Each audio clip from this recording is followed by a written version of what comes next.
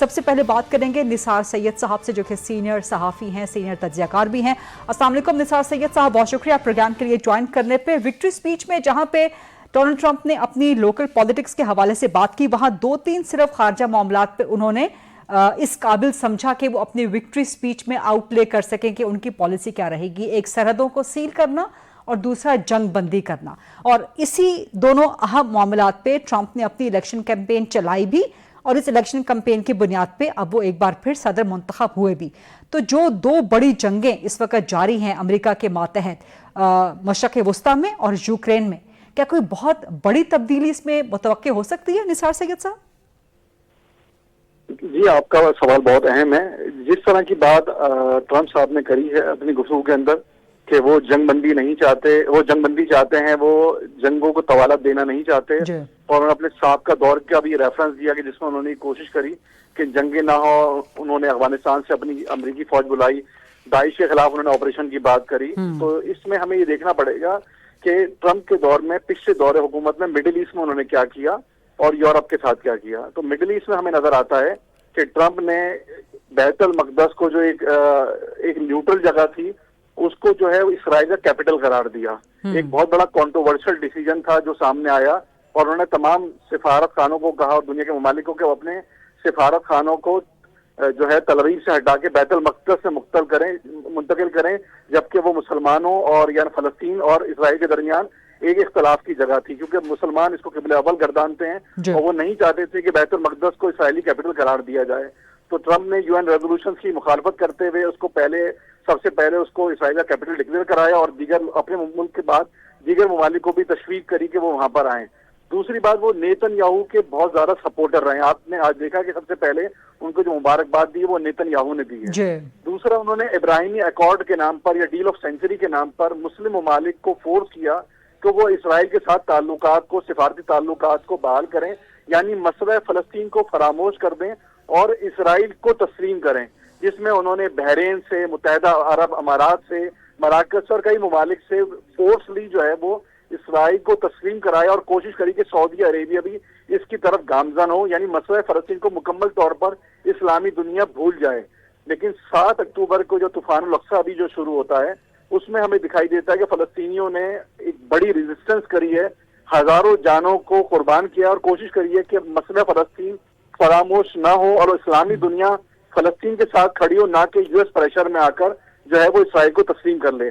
Trump की कोशिश ये होगी कि वो जो बात करते हैं 2 स्टेट सॉल्यूशन की, वो जंगबंदी की तो बात करेंगे, लेकिन वो कोशिश करेंगे कि मसला फ़लस्तीन मुकम्मल तौर पे फरामोश हो जाए, यानी उसको मुसलमान दुनिया या अरब दुनिया उसको भूल जाए।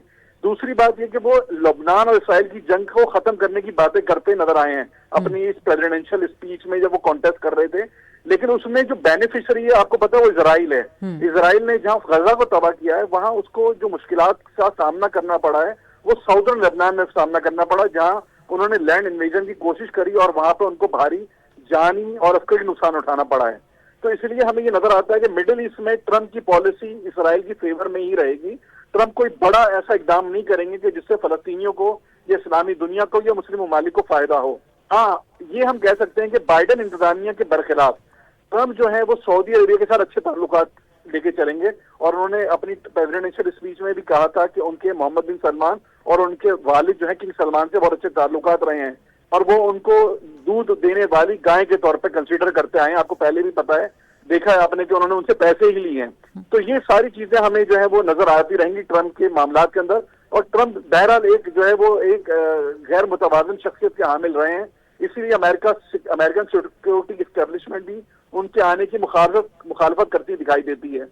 लेकिन जो है वो अब उनके जीतने के बाद उनको कॉम्प्रोमाइज करना पड़ेगा। लेकिन मिडिल ईस्ट के हवाले से उनकी पॉलिसी जंगबंदी पर तो जाएगी, लेकिन वो इजराइल को सपोर्ट करते हुए दिखाई देंगे।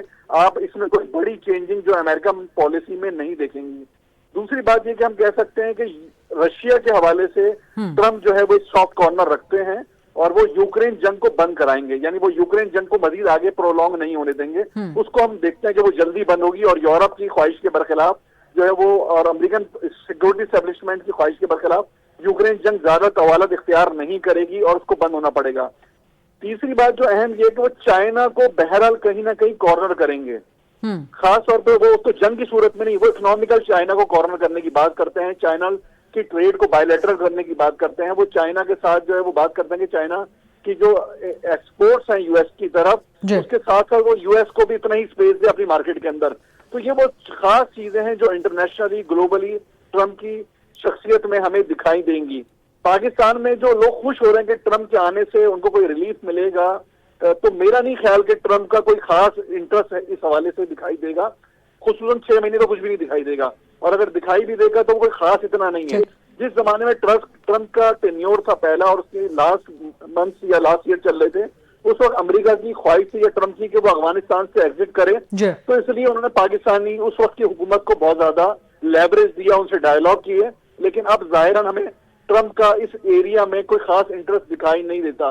तो वो लोग जो ये समझते हैं कि उनको कोई बड़ा रिलीफ मिल जाएगा ट्रम्प के आने के बाद, यहाँ ये पाकिस्तान की जो मौजूदा हुकूमत है या इदारे उन पर कोई प्रेशर आएगा, तो ऐसी सूरत हमें दिखाई नहीं देती है।